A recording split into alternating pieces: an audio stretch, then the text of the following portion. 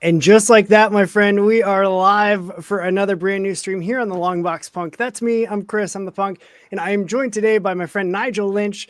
And we're going to be talking about his currently running campaign for Neon Ghost, as well as just why indie comics are the best and futuristic and cyberpunk and gritty characters, all of these things and so much more. Nigel, thanks for hanging out with me on a Sunday, man. I appreciate it. Yeah, thanks for having me on. Really enjoy your Absolutely. show, man.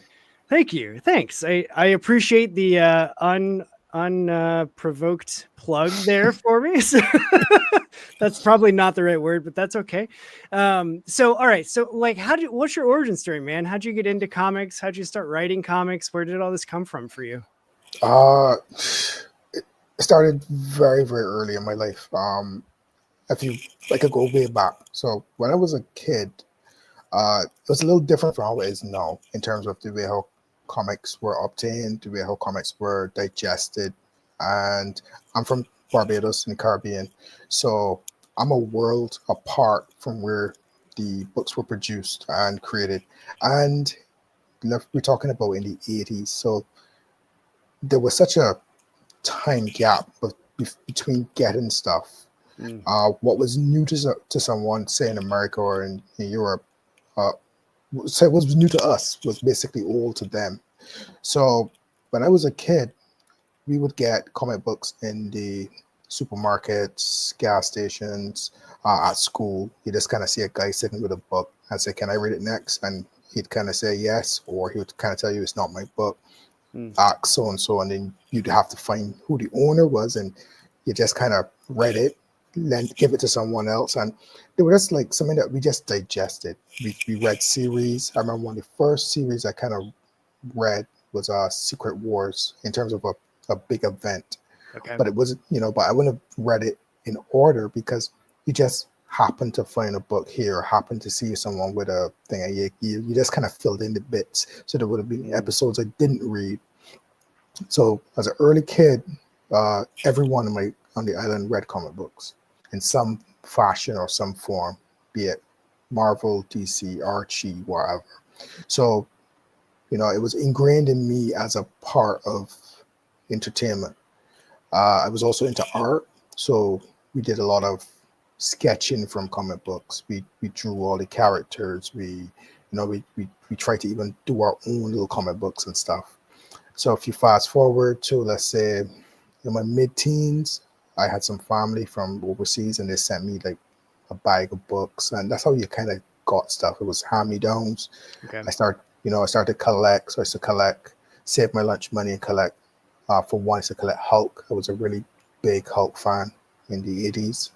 And I then shifted on to Punisher. That was a big Punisher fan. I still had like the odd X-Men, Spider-Man kind of thing. Yeah. I wasn't much of a DC fan growing up.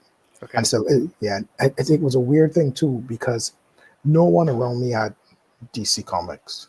We knew of the characters because they were everywhere. Superman is the most popular superhero in the world, but when it came to the comic books, we just didn't consume them. So then I kind of just stepped away from it and didn't pick up a book, didn't get swept up in that. Let's say like the image boom. I remember when friends of mine had folders and folders of the collectible cards. That was something that was big. Yeah. So I was on the fringe. I found the art still interesting, but at the same time, I didn't kind of get into it, and I missed all of that.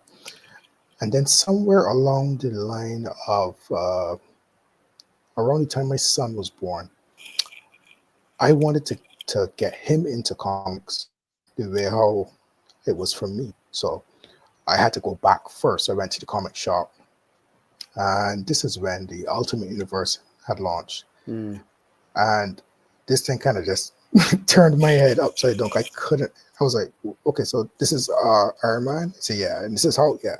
But it's a different universe. I was like, well, what are you talking about? He said, well, it's not the same as this, and the guy explained. I mean, I just sat in this comic shop for about 2 hours, and this guy explained the Ultimate Universe, the 616, and the Civil War event, and that kind of stuff. So So there was a lot of stuff that I had to come back and catch up with, and that was me coming back into it. And I always wanted to produce a comic book, but I didn't think my artwork was that good. I didn't think I could cut it, and I never saw myself as a writer. So, but later on, after coming back to it, seeing what was there, TV had kind of really stepped up. We was watching shows on HBO like The Wire, Sopranos. So we was in a real age of like stories had evolved. Things were grittier. People were showing things. You're watching things like Oz. So I wanted to see, well, can I do something like that, but in comics? So I kind of started to read some Punisher Max and some of the more independent books. I was actually drawn to the independent books when I came back because it felt fresh. Yeah. It's a kind of weird thing because when I grew up, all the superheroes that exist now, most of them, the classics, existed then. Hulk, Spider-Man, Thor, whatever. But so then to come back again and then see that they've changed but changed back, changed but changed back. It didn't feel like something I wanted to get into because it felt as though the investment, it would only just kind of reset. So you could never kind of get committed to anything. And when I was growing up, comics had this kind of feeling like if a character died, they would stay dead, or you kind of didn't want your character to lose. You felt bad about if the book ended in a cliffhanger or that kind of thing. Yeah. And when it came back, it kind of lost all of that for me because I could see the history of tons of stuff that happened and then was reset. You know what I mean? So I started to go to the indies where the creators had free reign to do whatever they wanted, tell the stories however they wanted. If a character was dead, they were dead. So then one of the first books I started to collect was The Walking Dead. And that was a brutal book. I love The Walking Dead. It taught me a lot about comic book writing. It was almost like a masterclass for me in writing. But it's a weird thing too, because at the same time, with each book, it was killing a piece of me. So I just couldn't finish it. Yeah. It's a depressing book. It is. It's very bleak. Yeah. It's very bleak. It's very dark. It's very and what I took away from it was the way how this simple black and white book with no captions, just dialogue and artwork to drive the story. When they did stuff, it hit you like a gut punch.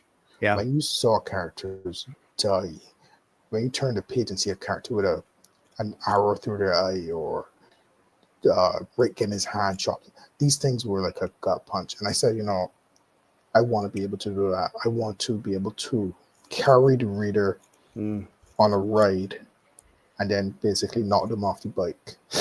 So that's kind of where a lot of my writing style came from Walking Dead, Punisher Max, and from there I started to branch out. I would read other things, other books, but mostly indies. I still go back to the Marvels and DCs if there's something that's buzzworthy or it's my favorite character. I will just check in to see what's going on with them. Yeah. And that's a great way to put that too, because I find that I'm in a similar sense now, where we had similar stories with. I was heavily into them as a kid. Used to go to the comic shop, every other week with my dad, and my mom was buying me comics from our Dollar Tree, whatever, just random Valiant and Image books bagged up together for $1. And so I was reading a ton as a kid, and then got into high school and I was like, oh, well, I was made fun of for reading these. So I'm going to be done reading comics. And so then I did other stuff in high school and in college. And then it was in college that I I I don't even remember how I heard about it, but I heard about the relaunch of Valiant comics, Mhm. and those were a big one for me growing up. And so I was like, what? I'm curious, and I used to love comics, and I'm at a point now, like it was really later high school and in college that I was like, I don't actually care what other people think of me. Like, why am I Mhm. letting what other people think stop me from enjoying the things that I enjoy? Like, I grew up loving pro wrestling, and then I got out of it because people made fun of me for it. And I loved comic books, and I got out of it because people made fun of me. And so like, and now it's funny because my office here is surrounded with pictures with me posing with pro wrestlers and of like artwork from comics and framed signed like I just have gotten to that point where I'm like, why did I care? Like I Yeah, was losing so much of these things that I love and enjoy because of what someone else would think of me.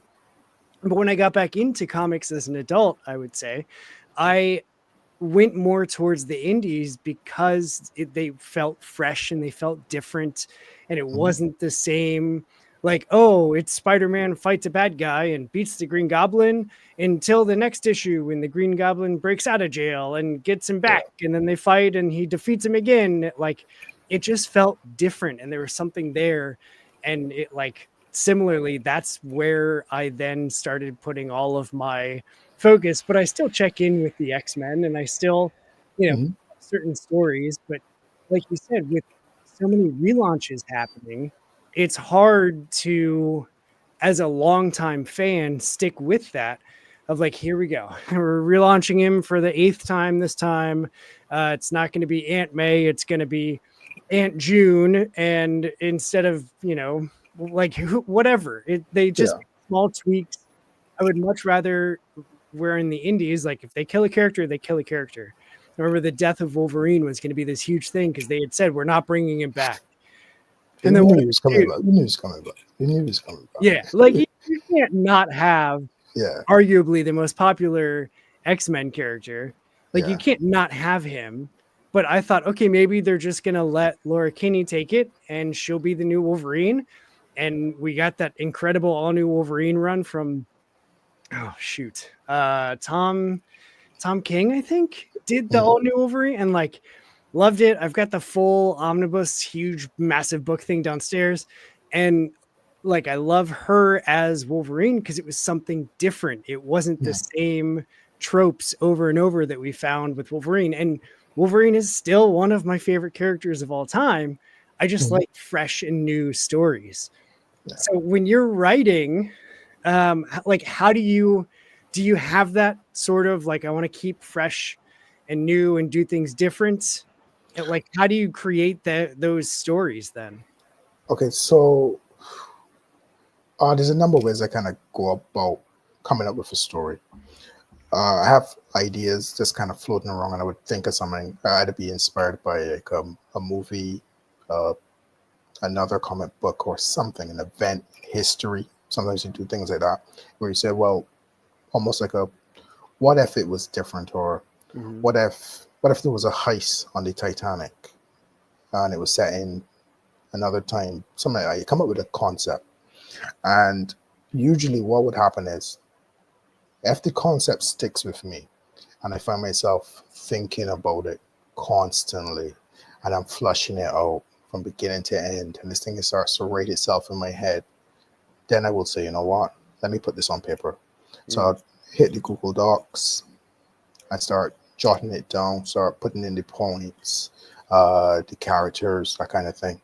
And I approach stories from two ways: plot and character. Sometimes I've written stories for characters, but the characters weren't the right characters for the story because they just wouldn't work in that story. So I'll Mm. just give an example. Do a story about, uh, a, let's say, a heist at sea, but then you realize that the character you want to put in the story is either a perfect swimmer or can't swim, whatever it is, but then somehow it doesn't jive with the plot, but then it Mm. works for another character. So then sometimes what will happen is I've written stories for one series, but then changed it up and give it to another series because these characters were better.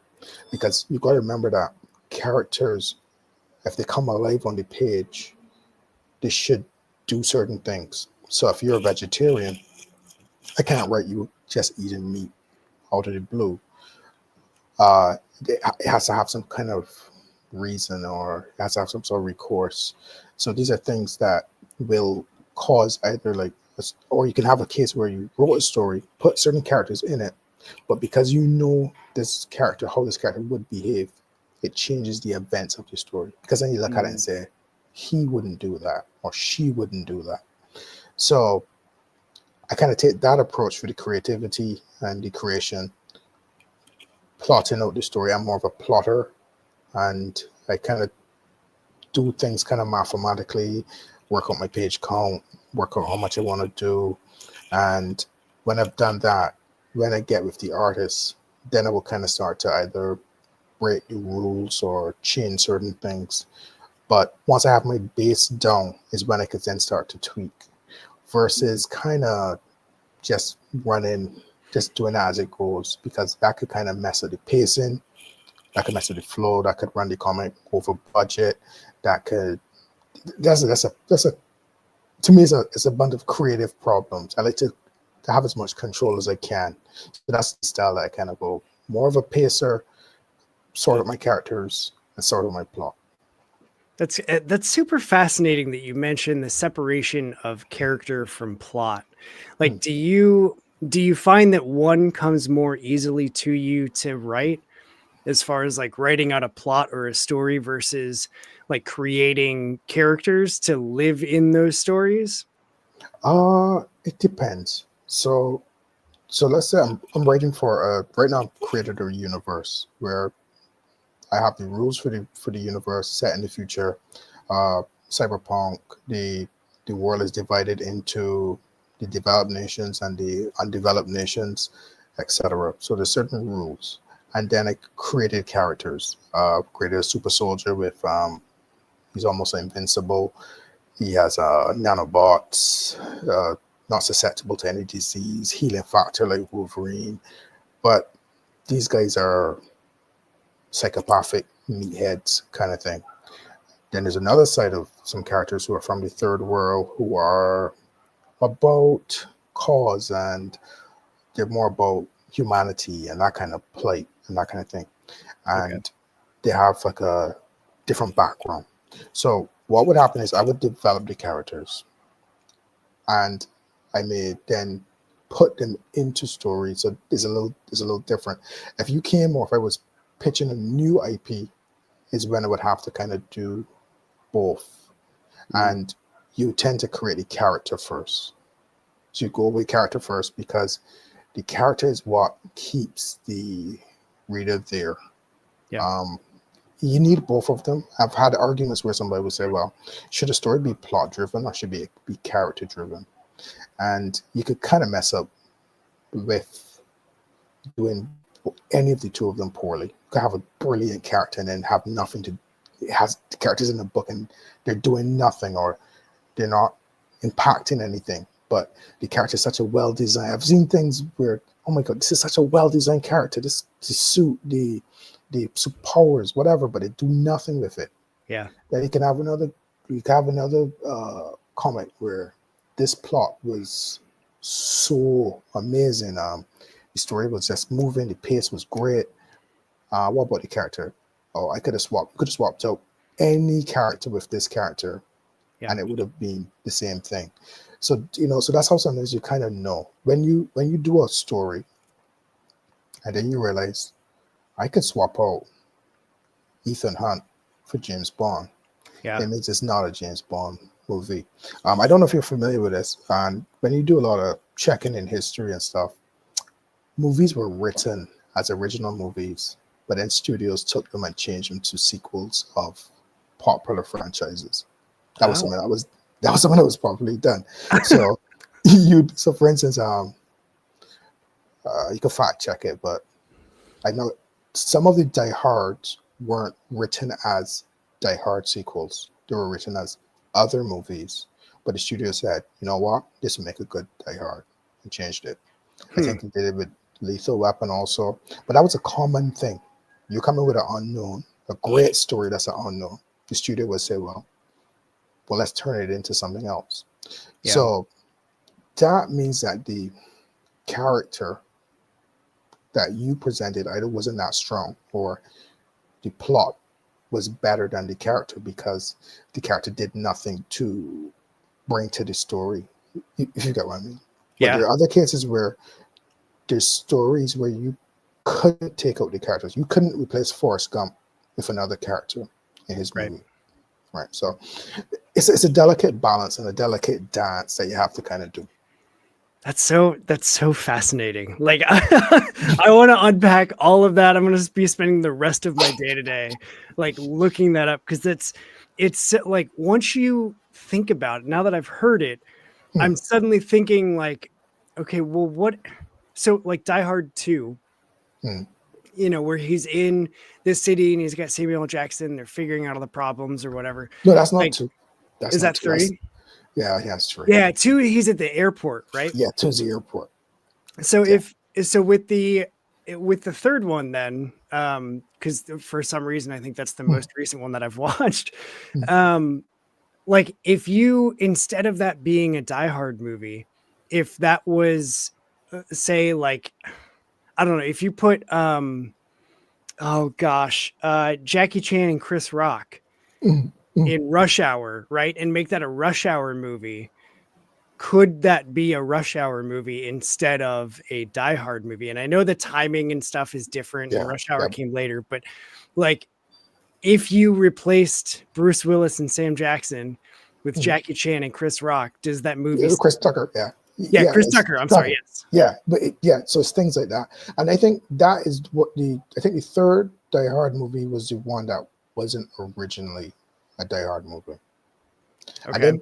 And then you also have the other thing that happens sometimes in movies where a movie is not a sequel to a picture, but it feels as though it is. So, for instance, there's one with Bruce Willis when he's with Damon Wayans, and he's a football player. Damon Wayans is this football player, but the movie feels like a Die Hard. Bruce Willis was just doing Die Hard. He looks the same way. He has this, especially these characters who play we always say like typecasting, but there's characters who kind of play the same character. So we would just joke and say Bruce Willis is being Bruce Willis in this movie, or Tom Cruise is Tom Cruise in this movie. Kind of Liam thing. Neeson is yes, right. So we always so that's a running gag I have in my house where I would say, someone would say, "What's this?" And I say, "Well, this is Taken on a Plane, Taken with Wolves." Taken in the cemetery. Taken in the snow, Taken with Amnesia. All the movies are basically they're all the same. Right. So those are some of the same things that you then realize. Yeah. How much is it character versus plot kind of thing? Yep.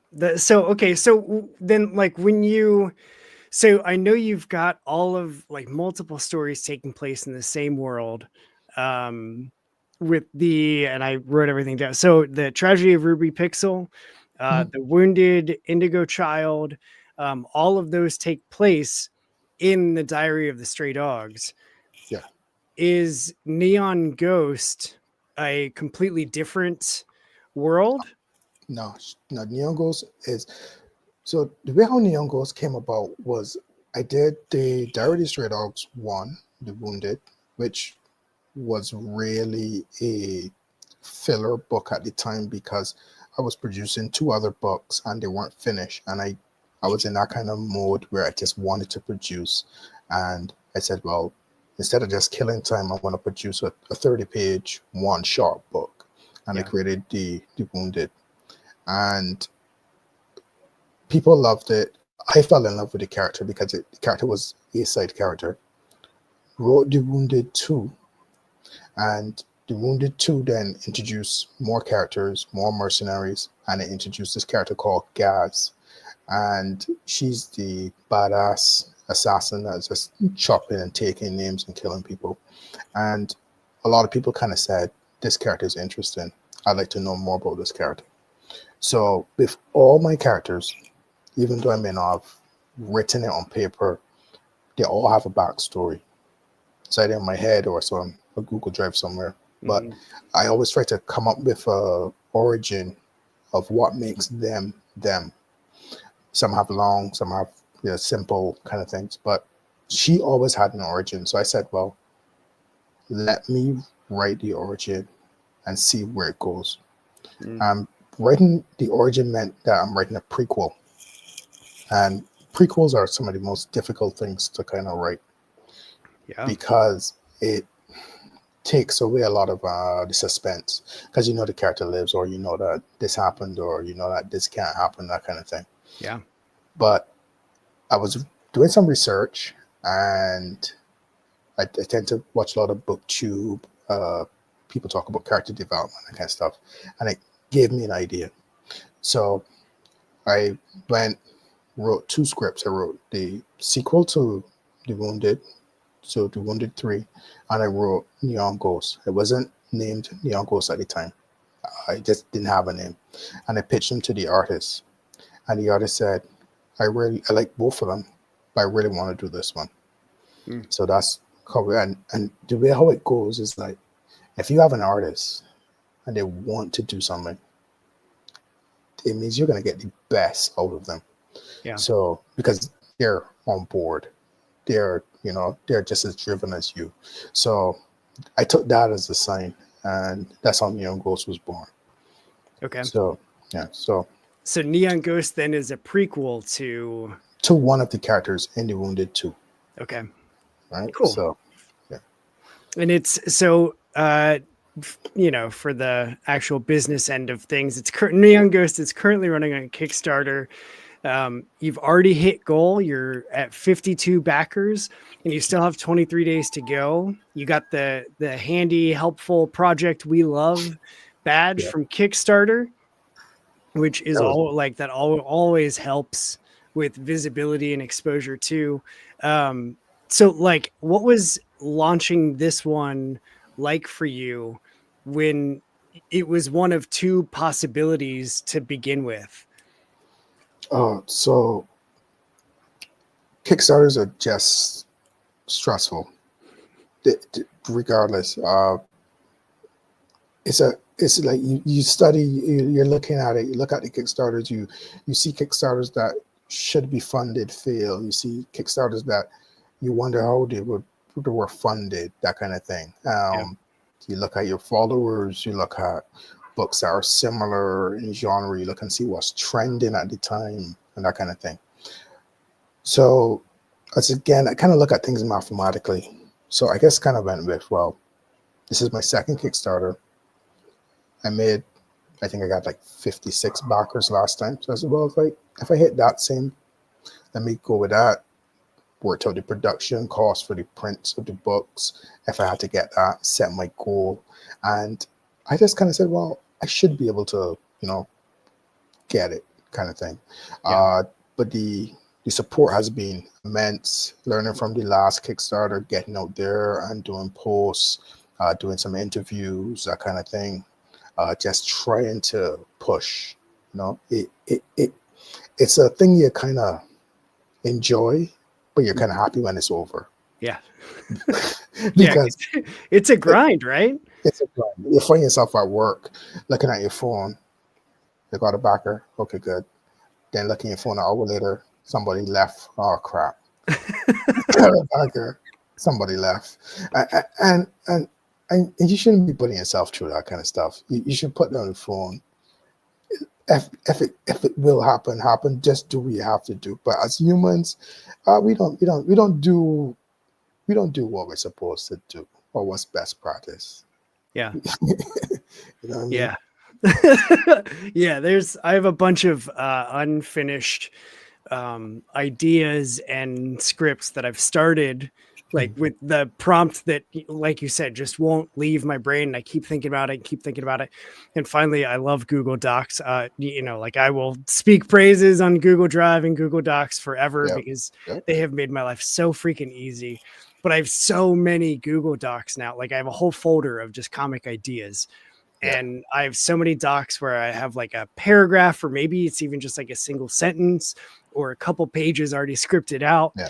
Yeah. But because I can't stop like scrolling on my phone or playing stupid games on my phone or whatever, like they just sit in that folder unfinished. And Yeah. yeah, I totally understand. They like, just put your phone down. And Yeah. If the whole Google Docs, I work in Docs. It's as you said, I kind of sing praises with Google Docs. It means that I could kind of collaborate with people. You can have two people working on a project at the same time. yeah, You can be working with your editor at the same time in real time. But sometimes coming from someone who was like a poor file manager, then to get to that stage where you have like a 250 Google documents and yeah, you can't remember where you jot down a note. So, and then I have this kind of OCD where if I've done something, I don't like to start over. So I've spent days kind of just saying, I knew I wrote this. I knew I wrote this. And I'm looking through from all the docs. I'm searching, I'm doing word searches. And then I have two accounts. So then I have to do it twice. And then I'm like, did I have it on this account? And the truth of the matter sometimes is sometimes you flush out things in your head so well. I mean, detailed plots and everything that you swear you wrote it, but you didn't. yeah, and that's but you didn't do it. So then you have to kind of start out. And I too, like, I don't know why I have this idiotic trait, but I don't just use Google Docs.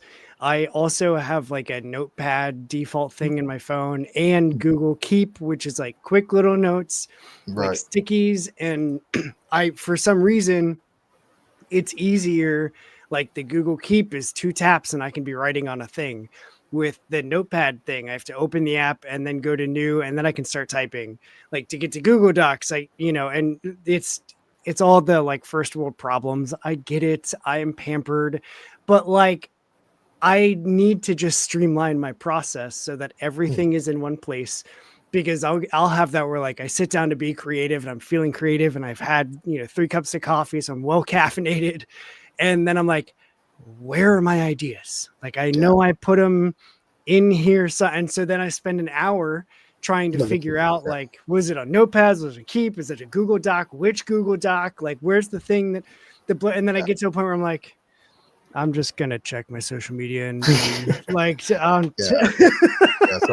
my advice to anyone who's doing it, just take that extra second to label it and put a date on the end, and that will save you. That'll just save you so much worries in the future.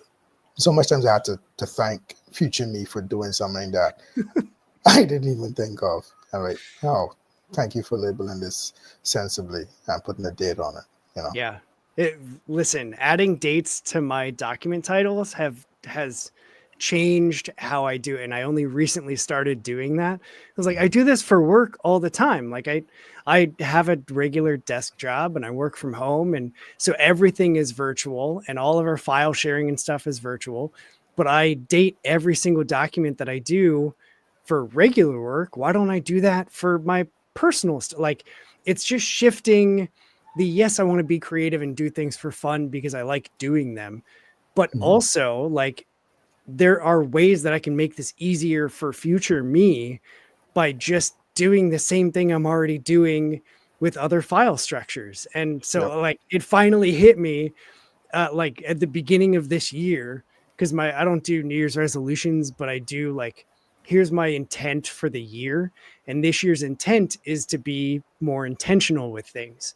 And so like for me, if I want to be organized, I need to be intentional about staying organized. So I need to do things that are going to help me stay more organized. And that was one of the things like, why aren't I doing this? And so I started adding dates to stuff, and it's like, oh, that makes it easier. Cause then I know like, oh, there's that free time that I had at the end of January that I know I was capturing stuff. And then suddenly that narrows it down immediately to like, oh, well, here's 3 documents from January. Even if they're not labeled, if it just has the date, like that only, but it has names and stuff too. So it makes it way easier. Yep. So, okay. So Neon Ghost is a prequel. Is there anything else that you can tell us? Like, oh no, this is what I wanted to ask you. One of the things that I want to, so this is being released. Like Wiseacre Comics is running this Kickstarter. Yeah.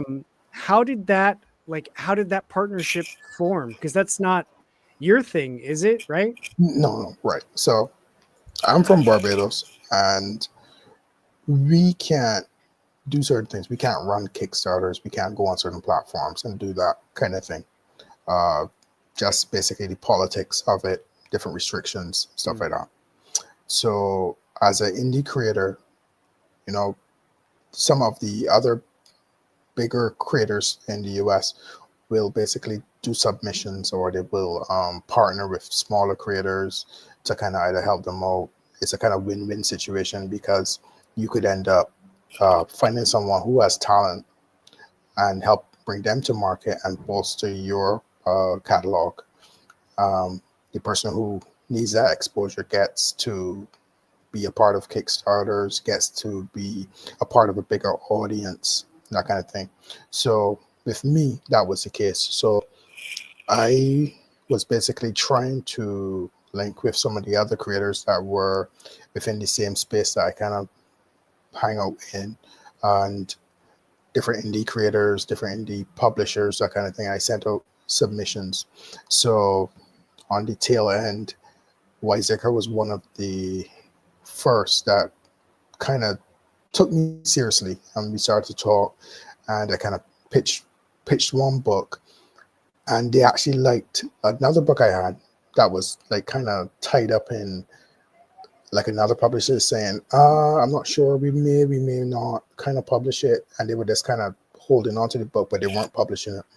But then Wiseacre came in, we started to talk, we established a relationship. I find that with creatives working together, that's one of the most important things you should do. I do it with my artists, I do it with my colorists.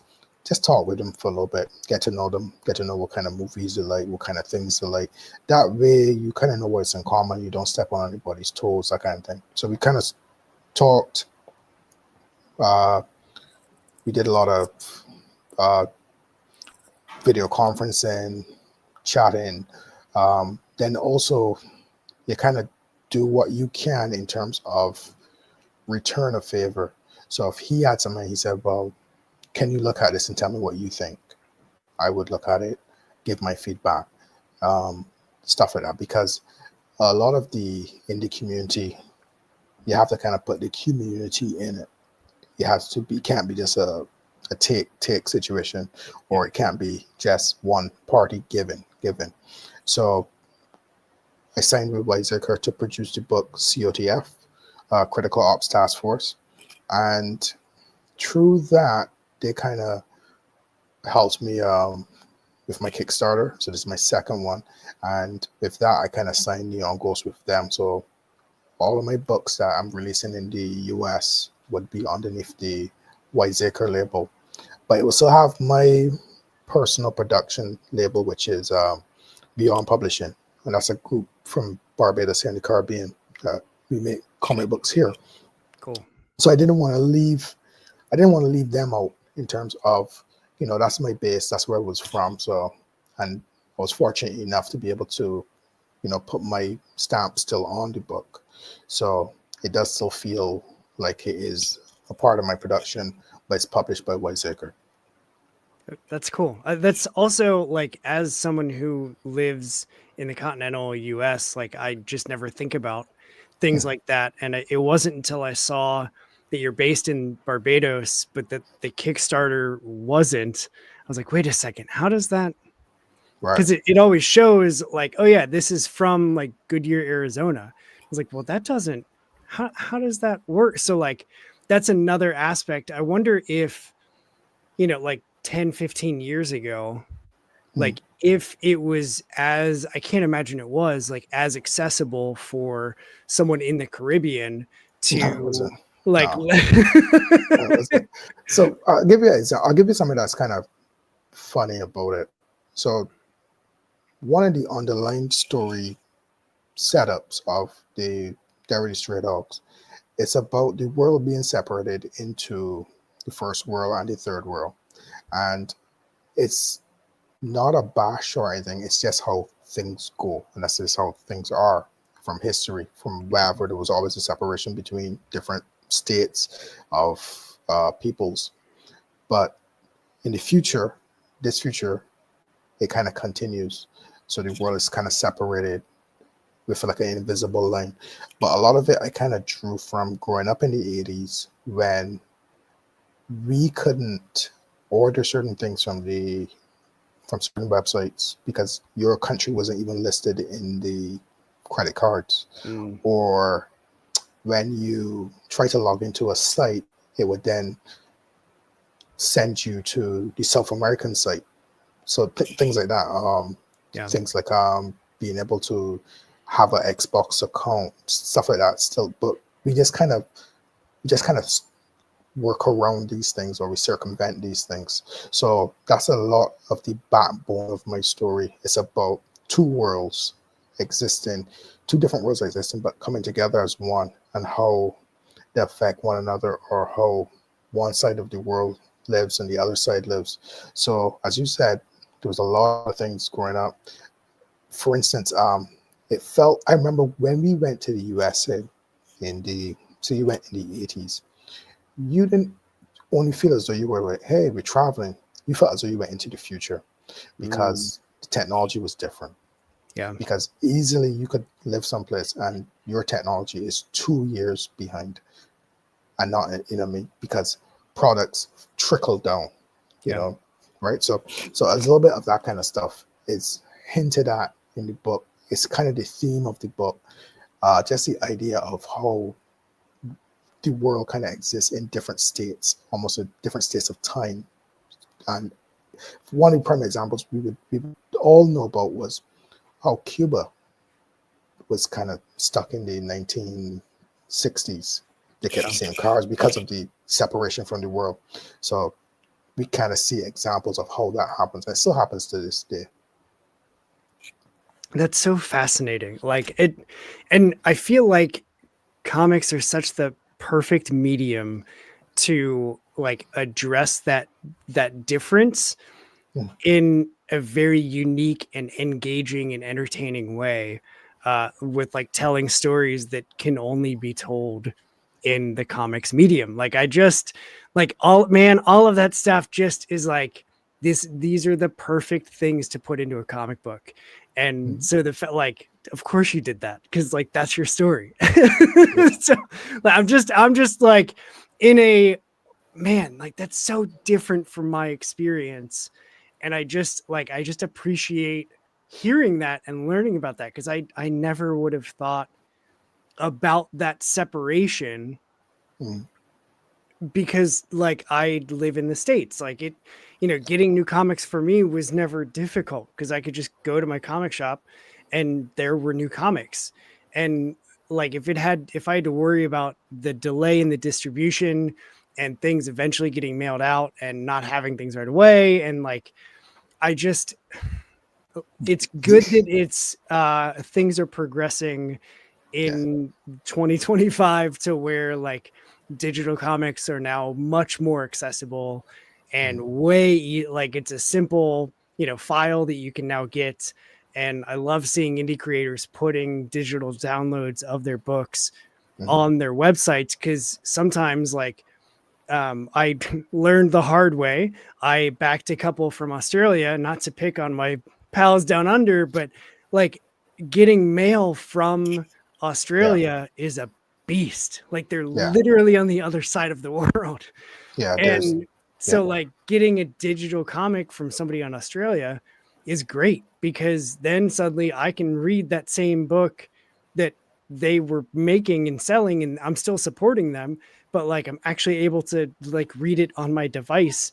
And so my fondness for digital comics has only really developed in the last 4 or 5 years. And it's because of things like, well, I don't want to have to pay $74 to get something mailed, you know, a comic book and like a sticker or something from overseas, when I can just pay like $10 and get the digital and then I can read it right away. Like that's Yeah, it's crazy. It's a whole new it understanding of yeah. It's an interesting it's an interesting concept, especially me from the as I buy a lot of digital books.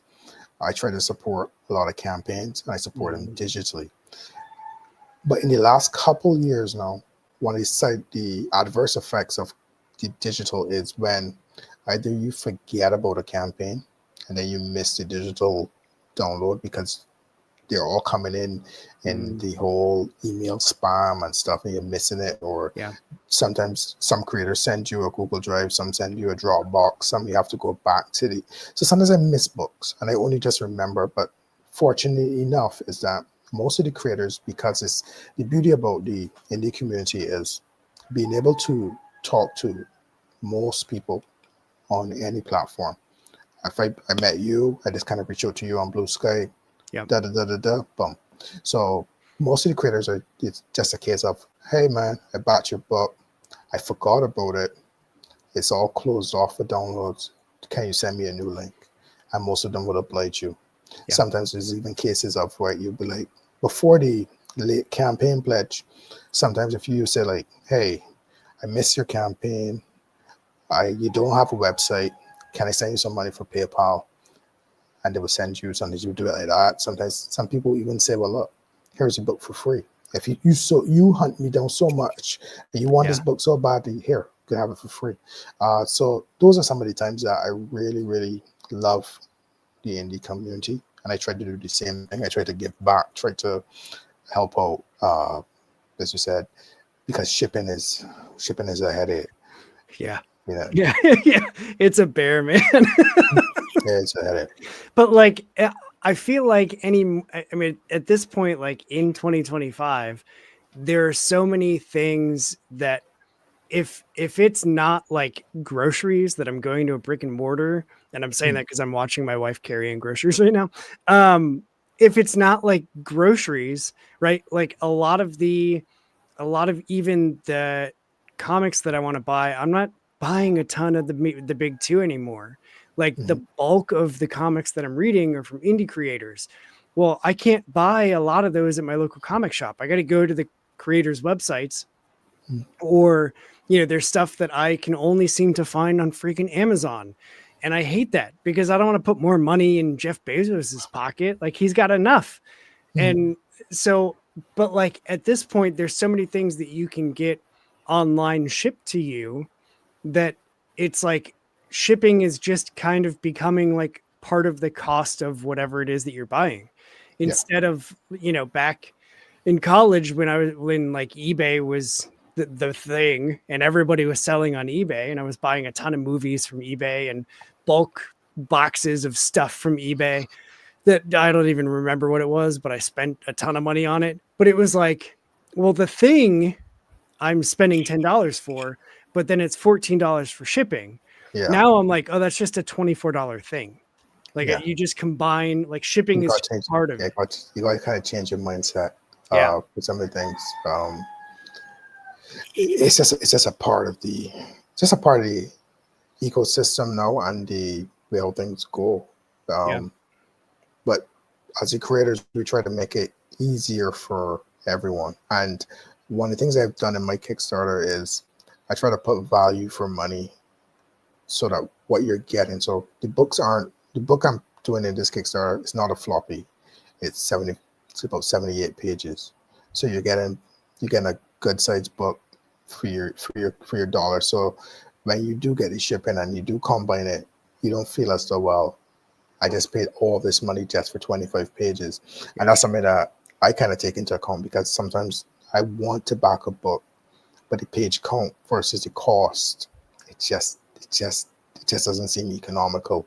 Yeah. So things like that, I try to do things where so I have a book that's 100 pages. The neon goes to 70. I think it's about 78 pages. It's about 50 pages of story. The back pages now is like a behind the scenes, how I created the book. It has in character profiles. It has in letters from the artist talking about his journey on the book, from the colorists, what they thought of the book. It has in some from people who reviewed the books in the past and stuff like that. I wanted to make it special. I wanted that when you get this Kickstarter, you got something special, because Yeah. when I sell it on the website, I may not put back in those pages because that's a cost to print and you only want the story. So I may not put in those pages, but for the Kickstarter, we wanted to do the back pages. We wanted to do unique covers, because I remember when Kickstarter was something special. Hmm. I was actually talking to my wife at the time and explaining to her how it kind of initially was, Yeah. the wild west of the Kickstarter days, when someone just kind of said, I have an idea for a project, give me money, and then ran off. Yeah. You know what I mean? And then somebody said, like, hey, wait a minute. You gotta show me that you've done something. And then it slowly went to a point where people were like, you gotta be given. I'm seriously speaking. I remember when Kickstarters were, you were backing a Kickstarter with no kickback. You didn't get anything for it. Yeah. You were just supporting it because you liked it. Yep. And that was how it was. Because you wanted to see this thing come to market so badly. You wanted to put he was paying for it twice. He was paying for it to be developed, and then when it got into stores, you were going to pay for it again. Yeah. But people kind of got wise to that, and the landscape has kind of changed. So right now, I would tell everyone the book is basically 99% finished. So most of my Kickstarters, there's a guarantee that you will get it once the goal is reached, because the book is done. There's always, like, you always talk about artists. The artist never knows when to stop. So we're kind of still tweaking the book. There'll be stuff, but the book is 99%. If deadline was cut today and say, hey, we need to go to print, the book could go to print. Yeah. We tried to do some stickers, trying to get stickers done. We have some alternate covers. I try not to go too crazy with the alternate covers, because, you know, there's a fine line between offering 7 covers on a Kickstarter, which is then equally as ridiculous. You know, so because when you print, or you offer 7 colors, you offer 5 covers, there's still a minimum print run. Mm-hmm. So which means you have to print 25 or 20 or whatever the company says are these covers, even if you haven't sold them. So there's a lot, you know, so there's a lot of things, margins you have to kind of be aware of, so as not to put yourself out of pocket. Yeah. And that's a very, you've kind of mentioned it before, but that's a very like mathematically minded approach to all of that, where you're already thinking like, okay, well, we've got these margins here and it's going to be this cost. And if I haven't already sold that, then like I'm going to be left over with stock. And am I going to be able to sell? Like, is there going to be interest in these things later? Like, that's all, there's a lot that goes into it that I think at first glance might not seem like it's that big of a deal. But then from a creator and from someone who's been through this before, it's like, no, there's a lot that, like, those are those learnings that creators always talk about. Like, yeah, I learned a lot from my first Kickstarter. Like, I'm sure that's probably one of those things of like, you got to find the balance between the two, offering enough, but not offering too much, and not overreaching what you have to spend, but not underselling things too. And like, it's just a lot, man. I don't envy you at all. It's a delicate balance. It's a delicate balance. That's cool. So, completely out of what we've been talking about, like, as you were writing Neon Ghost, were you listening to like synthwave music? A bit. So how would I explain it? There would have been times I would have been. I would listen to different types of music. I would listen to a lot of synthwave music. A lot of it when the artwork comes in, because I'm thinking of how it would look or translate into a trailer or a motion comic kind of thing. Yeah. You know, sometimes just the vibe of it, especially when it comes to the marketing, you want to put a story, you want to put a sound to it. So yes, I would listen to some of that music. Um, and strange enough, it would always tend to be just that genre because not much would kind of blend with it. It's just that world, the way how it is, the way how it feels. You know what I mean? It's a pity. Sometimes I've done a lot of searching because sometimes music would tend to mix genres. Yeah. So you would, right, but somehow the synthwave just does not mix. So I can't look for Caribbean synthwave or this type of it's just what it is. It's that kind of thing. But Yeah. I enjoy all types of music, so it's not a problem. That's cool. Yeah, I sometimes like I've seen playlists where it'll be like metal synth core and I'm like that's not even a thing. Like what are you talking about? And I listen to it, I'm like, oh yeah, it's synthwave and it just has like what sounds like maybe a distorted guitar. And I guess Yeah, that's the metal core of I don't okay. yeah, yeah. So yeah, it's just its own thing. It's just a strong vibe, Yeah. Um, and that's just it. Yeah, it's definitely like anytime that I'm writing, I usually am like the main story that I keep coming back to and keep writing is like a sci-fi thing. And so I listen to Mhm, a lot of that synth wave because I want to like mentally feel like I'm there and it helps my brain like frame up being creative in that realm or in that mhm, space. And so it's easier then for me to think of ideas because I like just draw like inspiration from what I'm hearing to then mhm. fuel what I'm writing. But like it's if I'm writing a horror story, I'm not going to put on like horror music. Yeah, Like I I'm get not what you going mean. to listen to like soundtracks from John Carpenter's Halloween because then I'm just going to want to watch the movie. I'm not. It's not going to help me think of anything new. So there's something weird about my brain and synthwave that like it just unlocks something in me when I'm writing and it's Mhm, writing any genre, but it started with, well, if I'm going to write sci-fi, I need to listen to cyber like mhm. neon something. I And then, I would find sometimes what I would also listen to because it has a Caribbean story. Characters are from the Caribbean. Um, I still would listen to a lot of reggae and what we call dancehall music, which yeah, is a faster version of reggae, and a lot of that uh, because it kind of gets me in tune with the characters in terms of their personality and their energy, uh, the anger that they may have, or the flow, whatever the feelings are. Because I can almost imagine like this is what they're listening to, or this is what mm, they're experiencing, that kind of thing. There's a lot of things about the history of Caribbean music, a lot of narratives and things that I draw from when it comes to writing some of these characters.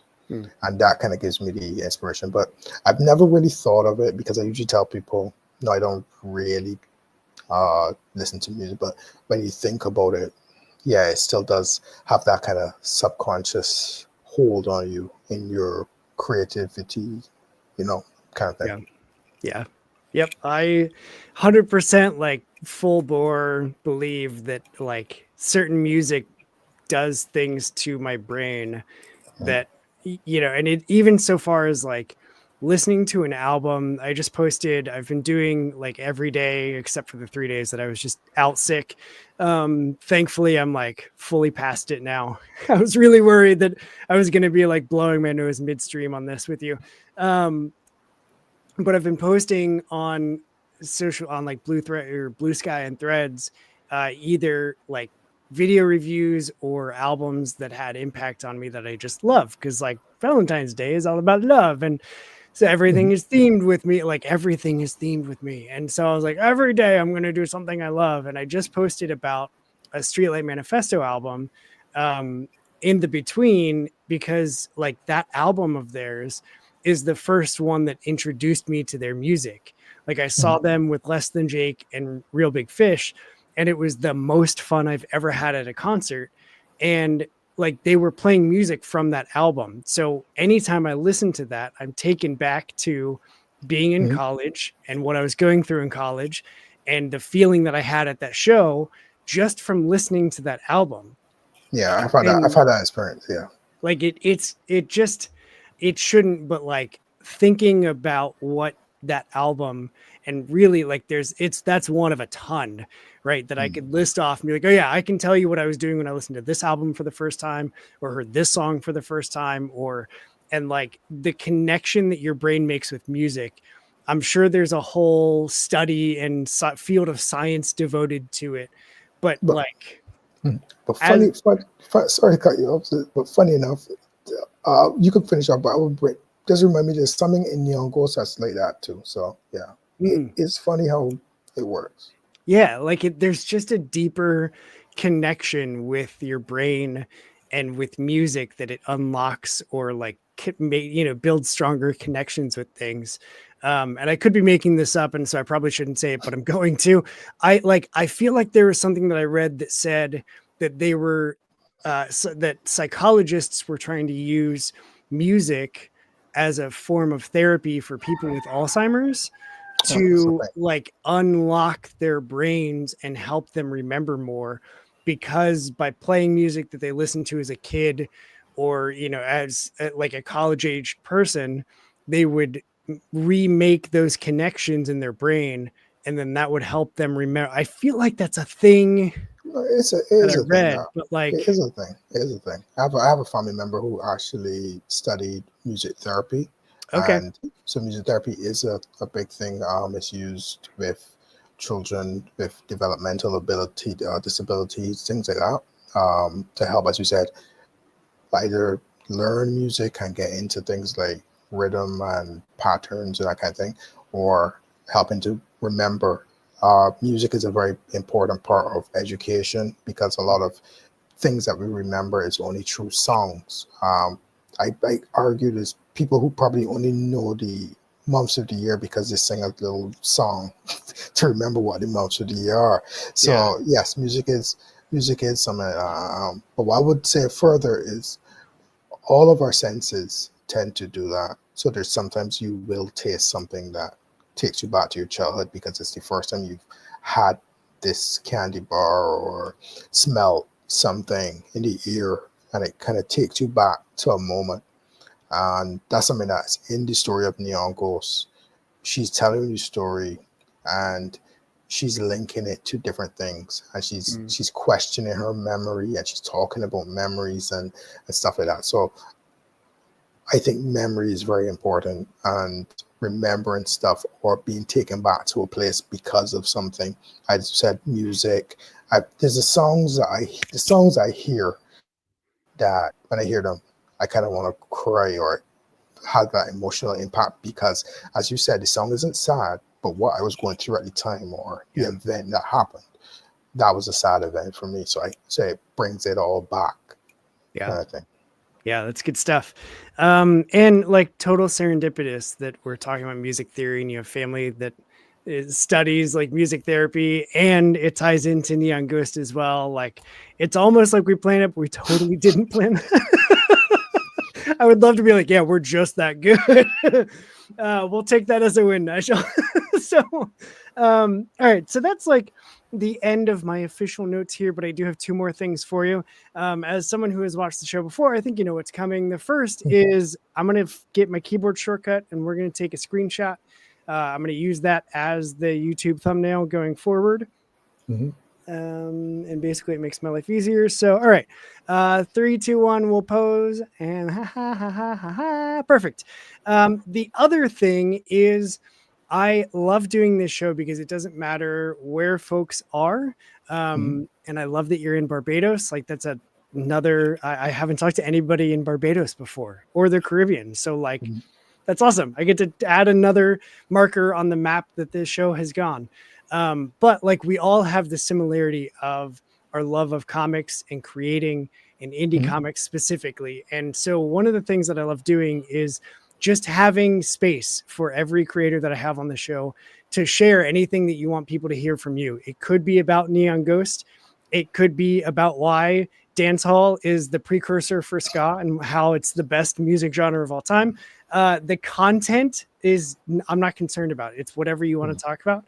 I just want to make sure that you've got a space to share whatever it is that you want people to hear from you. So the floor is yours, my friend. I'll just tell everybody, those who have kind of backed Neon Ghost so far on Kickstarter, Neon Ghost, thanks for the support so far. It has been great.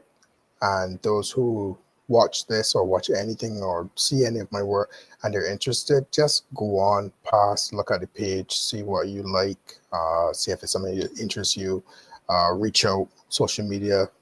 If you have any questions about indie writing, if you want to get started, if you want any tips, you could always just DM me, talk to me. I'm on Instagram, Bluesky as Nigel Verse. You could reach out to Wiseacre Comics, Beyond Publishing, and it's not impossible. The aspect of trying to do what you want to do. We live in a time where everything is open. You can get artists. It just takes time. It just takes patience, and you have to kind of be willing to put in the effort to get what you want done, and don't be restrained. You can do whatever you want. You could create any story you want. There's no limit to your imagination, or there's no limit or no rules to say, well, these stories you can't do or nobody's interested. Do what you want to do or what you would like to do, because when you do it, it's better. You flow better, you feel better, and you've done it. People say, well, you don't do it for yourself, but in a way, when it comes to indie creation, you kind of do, because when you do something that you don't love and then nobody likes it, it's worse off than if at least you loved it. So keep pushing and keep trying. I love it. Awesome. Well, dude, thank you so much No problem. for spending some time with me, for hanging out with me, talking all the things that we talked about. I appreciate having you. I appreciate you having me on, man. I really do. Absolutely. Yeah. I really enjoyed hearing your perspective. And so thanks for sharing your story too. Hang out after I ended. I got some logistics for you. No problem. But for the rest of you, this is it for this episode. What's a good podcast without a good tagline? This is mine. Go do what's good for you, punks, and read some indie comics. We are out of here.